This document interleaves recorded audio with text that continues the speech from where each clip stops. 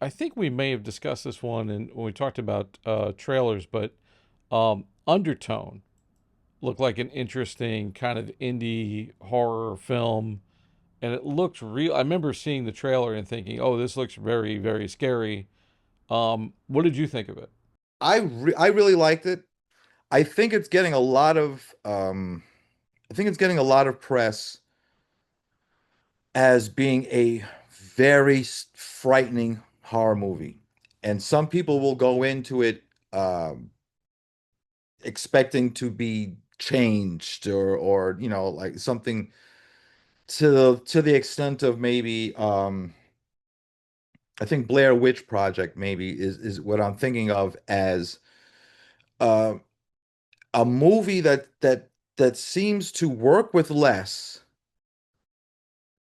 but give you more in that your brain starts to work out the stuff that you can't see. And that's how they may be related, and that in that way it is absolutely frightening. The movie stars Nina Kiri, who plays Evie. At the moment, she's living with her mother, who's we'll say terminally ill, and she's been told that she should look out for her mother to pass, soon, or at least come to a level of care where it may go hospice. And so when she's not dealing with her mother, she does a webcast webcast online with a friend who lives far away, and they do a show about urban legends and really let's see, recordings of what some would say is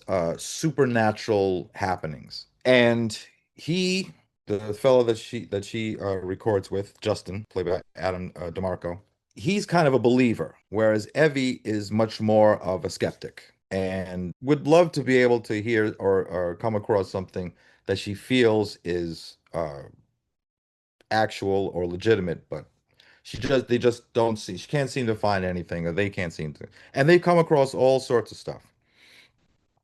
She comes across one thing as so much that Justin doesn't even want to play it, uh, which that I think is an interesting sort of moment in the movie that I think you're supposed to pay attention to more uh, for stuff later on in the movie. What they do come across is a 10 tape recording of a couple who one was trying to record the other's sleep talking because it was so unusual and they were saying unusual things.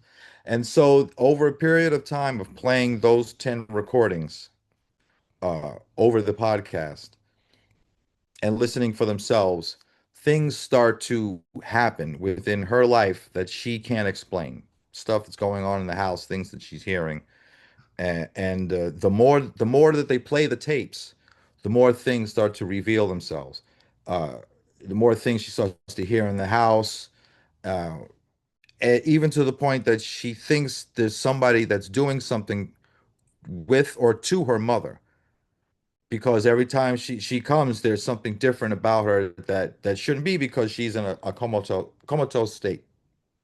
And so with like I say, with each play of the tape, there's more and more of these supernatural occurrences happening until well until they finish playing all the tapes, in which case she is growing more and more I want to say hesitant to play it, and yet at the same time cannot. She has to continue. She has to find out what's going on. She's denying herself that there's things happening, but there are obviously things happening. And I'll leave it at that. Yeah, I can't. I don't want to. I'm ready to tell you, but it's a slow burn, minimalist, and very auditory in that you're not all you're seeing is her in the house, and you hear all these tapes and you hear all this played out. Now, mind you, with that said, uh, writer director Ian Tewison, I get that name right, Ian Tewison, does some great pans.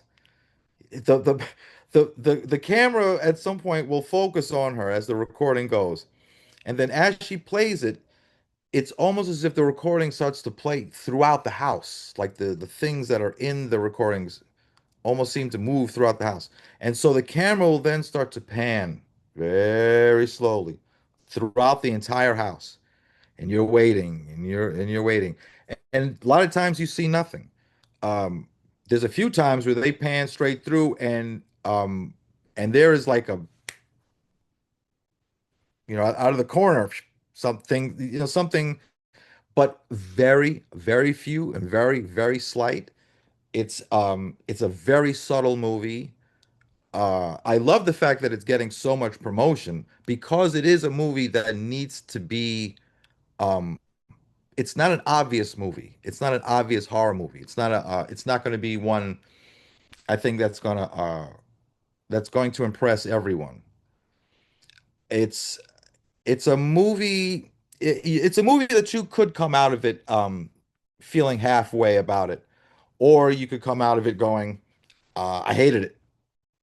But there are quite a few people who can appreciate, and this is what I appreciate it for, in that it's definitely playing with your sense of what horror is, what's the terribleness, what are these sounds, what is this happening, and they even set you up with some situations where they tell you like what's happening. Like this is going to happen. This thing is setting up to happen. And it gives you just enough for you to see it in your head, to visualize it for yourself that like and you just wish that they would stop stop describing that. Stop that. Don't say any more. And but they proceed. And I think because you don't get this visual, that they're able to go to some they go to some places that are just horrific um in the intention. You like I said, you see they don't you don't you're not going to see anything. You're going to hear everything. Um but in some cases you hear too much. So yeah, it's a pretty good movie. I would say if you're going to see it, if you don't get to see it in the theater, watch it alone at home. and and then say whether or not the movie was scary or wasn't scary. Um, yeah, I think it'll play great at home. Whereas movies like They Will Kill You, I think is really great big on screen. Uh, Undertone, I think will work as well or maybe better at home with and if you can get a headset system like she does in the movie, um, yeah, I think you'd be surprised at how much Undertone works. This is the BTRP Media Network.